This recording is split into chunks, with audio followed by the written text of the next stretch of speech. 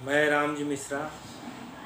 आज देश का जो सबसे महत्वपूर्ण मुद्दा है भ्रष्टाचार के विरुद्ध व पारदर्शिता ईमानदारी के पक्ष में, इसके बारे में बताने आ रहा हूँ कि इस पे हम सबको मिलकर बहुत ही कार्य करने की ज़रूरत है।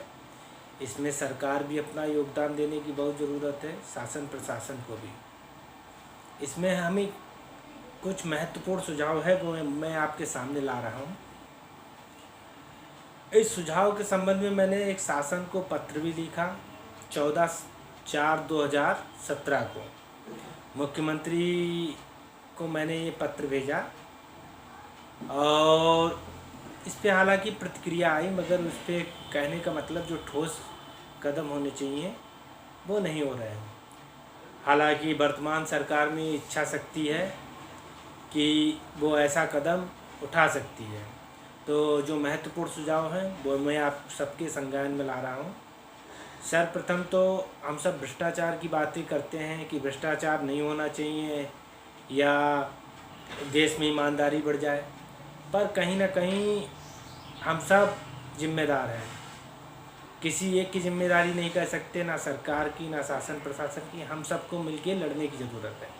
मगर कुछ सरकार को अगर इसमें जो कमियां हैं उनको दूर करने के लिए जो सुझाव हैं, क्योंकि जो व्यक्ति भ्रष्टाचार को उजागर करता है आजकल के समय में, ना उनको सरकार सपोर्ट करती है ना सिक्योरिटी देती है।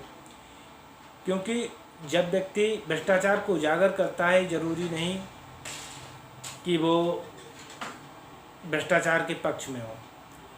कहीं ना कहीं उसकी असहनशीलता जो होती है वो सामने आ जाती है। वो नहीं भ्रष्टाचार बर्दाश्त करता, इसलिए वो शिकायत करता है और इस स्कैम को उजागर करने में तो उसको सिक्योरिटी भी सरकार से या शासन प्रशासन की तरफ से ज़्यादा मुहैया नहीं करवाई जाती। कई ऐसे केसेस हुए कि जिसमें ऐसे केस अगर किसी ने स्कैम उजागर किए तो उसकी मृत्यु या हत्या हो जाती है।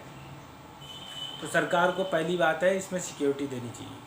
दूसरी बात यह है कि चाहे कोई भी हो, सरकारी कर्मचारी हो, प्राइवेट कर्मचारी हो, सामाजिक कार्य में हो, किसी भी क्षेत्र में हो, जो ईमानदार व्यक्ति है उसकी सूची बनानी चाहिए। सूची ठीक उसी प्रकार बनाई जाए जैसे तहसील में कर्जदारों की लिस्ट बनाई जाती है। इसी प्रकार से हर तहसील में, ब्लॉक में ईमानदारों की भी लिस्ट बनाई जानी चाहिए। इसका चयन भी बाहरी एजेंसी से किया जाना चाहिए, ना कि यहाँ लोकल एजेंसी से किया जाना चाहिए। अगर इस तरीके से अगर कदम उठाए जाए तो मैं समझता हूँ कि एक ईमानदारी की ओर सकारात्मक कदम होगा। साथ ही सरकार को इस पे एक आयोग गठन करने की बहुत ज़रूरत है। मैं पहले भी मांग करता रहा हूँ, ईमानदार और ईमानदारी पे एक आयोग गठन होना चाहिए जिससे कि लोगों को चयन हो सके। तीसरी बात यह है कि जो ईमानदार और ईमानदारी के पक्ष में होते हैं, या मान लिया कि आपस में कुछ लोग वार्तालाप करते हैं तो तूने ईमानदारी की, तुझे मिला क्या, तो इसका उत्तर भी शायद सरकार को सोचना चाहिए। कहने का मतलब मेरा कहने का मतलब ये है कि कोई ईमानदार व्यक्ति है और उसको सरकार बोनस पॉइंट दे।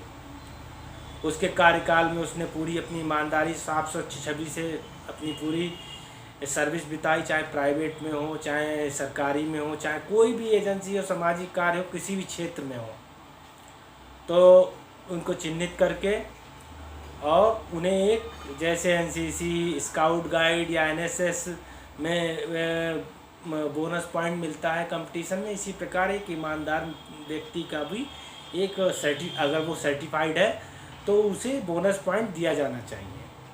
और सरकार को इसमें बहुत ही संवेदनशीलता से कार्य करने की ज़रूरत होनी चाहिए। हालांकि सुझाव तो कई हैं, मगर जो महत्वपूर्ण थे वो मैंने दे दिए। मैं ऐसे कार्य करता रहता हूँ। मैंने एक मॉडल भी लिखा था, साथ में कई पत्राचार में करता रहता हूँ केंद्र सरकार या राज्य सरकार से। ट्विटर अकाउंट से भी मैं, व्हाट्सएप पे भी मैं एक्टिव रहता हूँ, फेसबुक पे भी। तो कुछ जो महत्वपूर्ण सुझाव थे वो मैंने समाज और जनता के सामने लाया हूँ। अगर आपको सुझाव अच्छे लगे तो ज़रूर कमेंट, लाइक, शेयर ज़रूर करें। एक बात और है, आजकल कोरोना काल में आप लोग अनावश्यक कार से ना निकलें। पूरी तरीके से सोशल डिस्टेंसिंग का पालन, मास्क और हैंड को पूरी तरीके से सैनिटाइज करते रहें, हैंड वॉश करते रहें 20 सेकंड में।